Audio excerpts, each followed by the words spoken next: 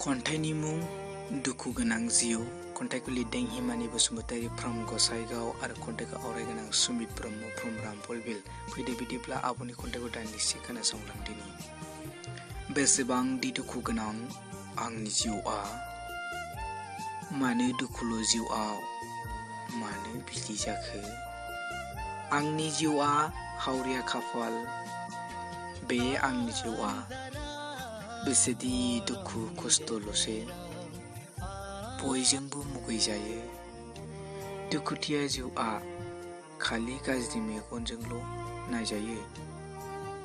नाथाय मा खालामनो हावरिया जिउ बे आंनि, मा बुंनो सुखु गोजोन गैया।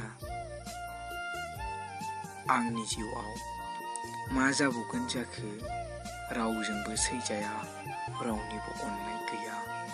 आंहा बे जिउआव बेसेबां दुखु सहायबावनो, आंहा बे जिउआव दुखु खस्थ'ल'सै, मानो बिदि जाखो?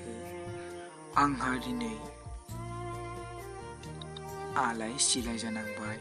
बे जिउआव बयजोंबो गाज्रिल' सानजायो, लाजिल' फोनांजायो, मानो बिदि जाखो?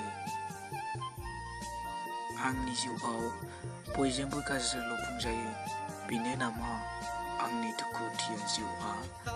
बे जिउआव मा खाफाल लानानै फैखो, बेनो नामा आंनि दुखु गोनां जिउआ? एसेनोसै।